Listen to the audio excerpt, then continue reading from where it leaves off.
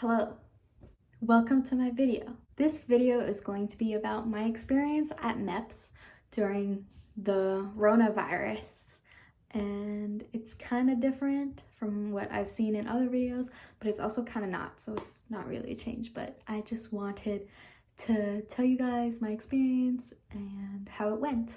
So starting off, some people drive to Meps by themselves, but I went on a shuttle bus that took me all the way up to the hotel that you go to before going to Meps. Arriving at the hotel, you had to stand in this line.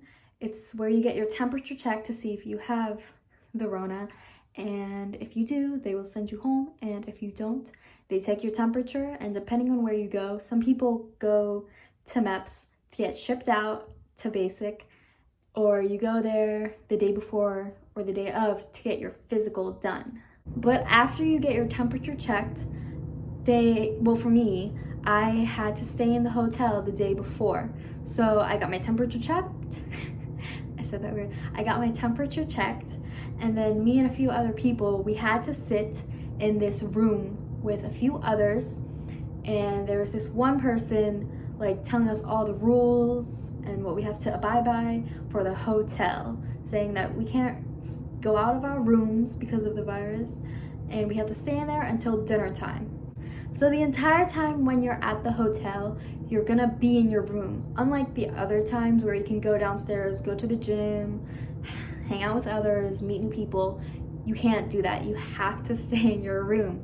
But you can go downstairs for dinner, and they'll give you like this paper, and you get to choose what meal you want, and that's what we had to do. Also, hello, I'm editing this. You had to eat your meal in your room, so it was lonely, but it makes sense.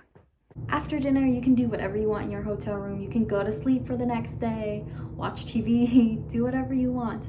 But our wake-up call time was 4 a.m. and you had to be down in the lobby at 4:30 a.m.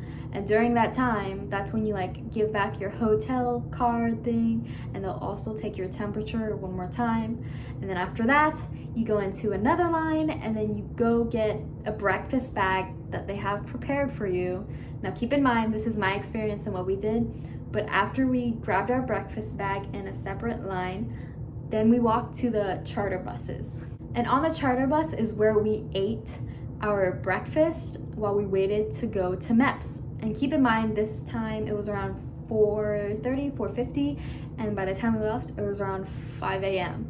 So that's probably the time where we left the hotel, and it took 20 minutes to get to Meps. After you arrive at Meps, they make you wait outside for a few minutes, and with the coronavirus, you'll always be holding this paper saying what your temperature was and if you ever had any symptoms and stuff, and you should always have no on there no matter what, and if you lie, they'll know. So you have to have that piece of paper, and then they'll check it before you can go into the Meps station. And then you go through all the security where you have to take off all your metal things like belts, necklaces, earrings, anything that's metal, like your phones, you put it on the thing, go through your scanner, make sure you have no weapons, of course, and then you go put all your things inside this baggage storage, because you're not allowed to hold a bunch of stuff while you're walking around Meps. So after you store away all of your stuff in the storage, you stand in a line either to get your physical or if you to do a checkup thing before you ship out. So there are two different lines usually for those. And if you're getting your physical like I did, so this is my experience that I'm telling you about, I stood in the physical line, and that is where they will give you this folder with all your information, there's your social security number, all these paperworks that you'll need to have during the day that you'll have to give to people. So after you get that folder, usually they make you go to another room or somewhere, and you have to do your fingerprint scan so that you can check in and check out of different stations so they can keep track of you everywhere. During this time, they'll also make you take a photo of yourself so that they can have an image of who you are. For me, they made me take off my mask and my glasses. Also, I forgot to mention, you'll always have to have a mask with you or they won't let you in. But then after all of that, after you get your finger scanned and your photo taken at this booth so they can know who you are. They made us go into this cafeteria room. It was a cafeteria, and then they briefed you on like things that you'll be doing throughout the day. Like you'll be visiting the medical wing, and like if you have to take any tests like the ASVAB or like the personality test, they'll tell you that there's different sections of the building for that, and that you should also listen to what everyone has to say. After we finished the briefing in the cafeteria, it was the army that went first, so that was like my group, so I'm not sure who went after us, but for some reason they let us go first, and everyone goes to the medical wing, so that's like the first destination. So then after you get to the medical wing, you'll check in with a desk with your fingerprint as always, and then after you check in with your fingerprint, they'll tell you to go to like one station. The first station we had to go to after we checked in was to get our blood pressure checked and then our temperature as well. So that was like one room in the medical wing, and that was like the first spot. After that, it was the vision center. So after you get your blood drawn, now it may be different, you can probably go to different stations in the medical wing, but they'll tell you where to go. It was, like I said, the vision station, and they'll see, like, make you look through this hole of like the air balloon, if you know what I'm talking about, if you wear glasses, and they'll do other things. It's fine if you wear glasses or contacts, you just have to take it off. But after that, it's the hearing part of the medical wing after the vision center.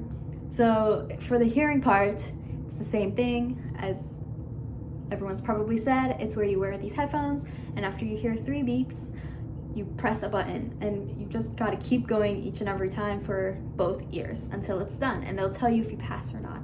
After the hearing section of the medical wing, they made a lot, probably I think almost all of us, walk into like this room where you did like the blood pressure test and like the temperature test. It was the same room. There was a bunch of seats and chairs, and then that's the part where you do a lot of paperwork. It's like you're being instructed on what to fill out for the paperwork, and like they're telling you more rules, more things you need to know before joining the army, and like no blood, no drugs, you can't do drugs, you can't do alcohol, like you fill out all of those things, and you have to be completely honest or they'll probably know.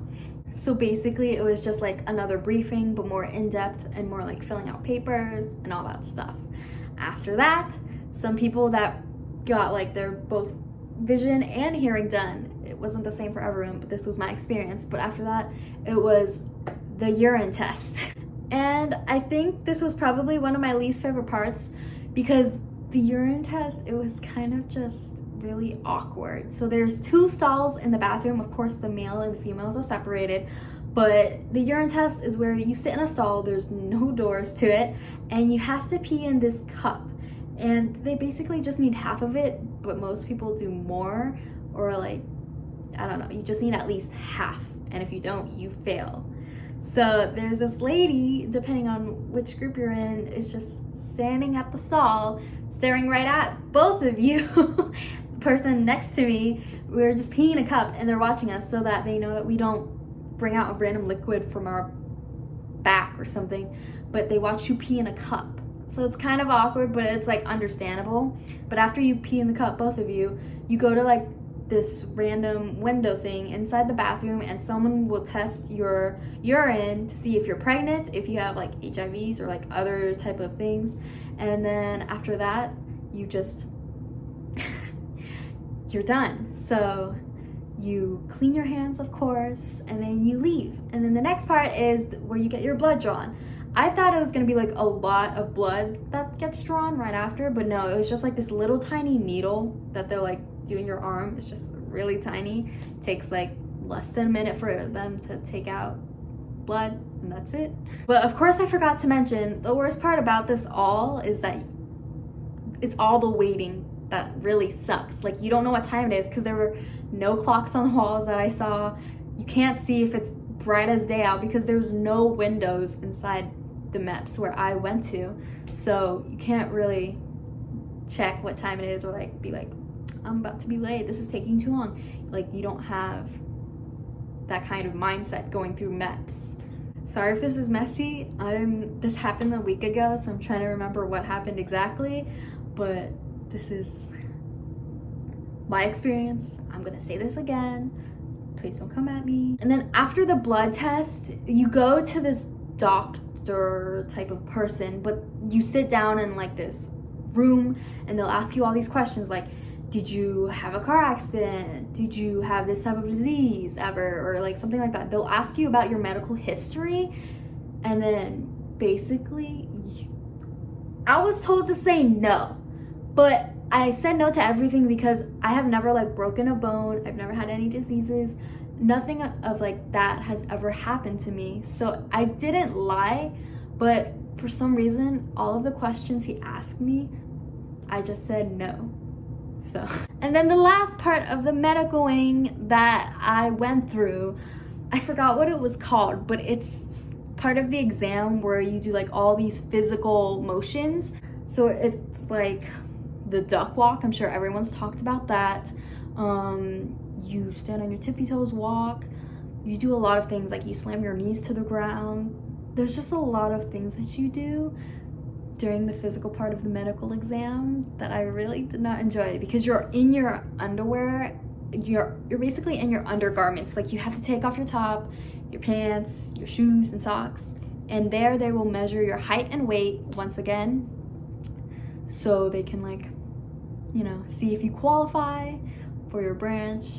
And yeah, but I really didn't like that physical exam. It wasn't as bad as I thought. I was just really self-conscious about my body, but that was like something everyone talked about, so I was really nervous. But it's not as bad as you think, because there was only like 3 other females next to me, and like during this entire time in the medical wing and basically at Meps, you're wearing a mask at all times, so keep that in mind. That's like probably one of the main things that changed during this. And then after that physical examination and like all those physical activities, the last checkup that's like part of it is where the doctor will examine your body parts like without the undergarments. So you get into this gown, like a medical gown or something, and you take off all your undergarments. Now keep in mind this is for like females, because I don't know what the males did, but like it said it on a paper. It was kind of weird.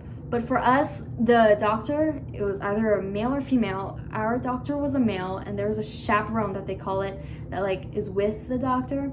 But basically they look and examine this area without a shirt or undergarment on, and they will feel it to see if you have any lumps, like any type of bad disease or something like that.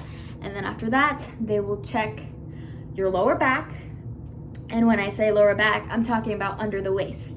So if you know what that means, they will check that area so that you don't have any diseases as well, and they could probably tell. And then they will also check your stomach, and they will like pat it down to see if there's any uncomfortable spots or anything like that. And then the last thing that they did in this examination, and it's just you, the doctor, and the chaperone, so no one else will see, they will check your no square, like that, the private part that everyone doesn't like people to see. They will see if it's, I don't know exactly what they do, just so that you don't have any disease and then it looks normal. And that's pretty much it that they will check. It's just your body that they will check. And then after that examination, you will go get dressed, and it's like all the other girls will go in one at a time and do the same thing, and then you will check out of the medical wing because you've probably finished everything by then. So yay, medical wing is done. Again, another thing I forgot to mention is that after I finished the medical wing, I went to go eat lunch. So they do provide you with lunch, and it was only like 10 to 15 minutes, and then yeah. And then after the medical wing, they told me to go to my branch office and then talk to one of the sergeants or something there, and then they will go over to see if you've already done the ASVAB and the personality test. I did not do the personality test beforehand, but I did the ASVAB a week beforehand, so I didn't have to do that 3-hour test again or like do it the whole day, because that would have sucked. But I did take the personality test, and it took me like 10 minutes. The questions are really easy. It's like questions you see online that ask you to choose one or the other that would best describe you. And that's what I did. It only took 10 minutes, and of course I checked in with my finger for that, and then I checked out. So basically everywhere you go, you check in and check out with your finger, and you can't forget that because you'll also have your photo with you. Forgot to mention, this video is kind of messy, sorry. But then after I checked out of that room that I took that personality test to, I went back to the office and talked to another army sergeant. And so we talked about like all the contracts and stuff, and I had to sign a few things, talk to me about my job and like where I would go to basic training and my AIT things. And so after that, we weren't like completely done yet. So he signed some things, I signed some things on the contract, and he sent me to this other room to like talk with another person. Sorry, I'm getting a lot of notifications. But I had to talk to this female, and she had to like confirm some of my information, my social security ID, and then telling me all of like the rules and all that stuff. It didn't make sense, but I basically had to go to another room with a civilian that works there and just confirm some information and then get all my fingerprints down into the system for the FBI and the government so that they know and can do background checks that like I'm not a criminal or anything. So then I checked in and checked out of there. And then after that, I went back to the office and finished all of the paperwork, finished talking to the sergeant, and then he said that after everything, I was ready to swear in. He gave me this red paper, and you have to give it to like this front desk operator or whatever, and it's like to confirm that you finished everything, you passed the medical wing, fingerprints, it all cleared up and stuff. And so I waited with a few other people to swear in. I think it was like around 30 minutes to wait because there's other people behind and ahead of you that are swearing in different groups. And then after the 30 minutes, there was a few of us that were ready to swear in and we were waiting. And so we went into the room.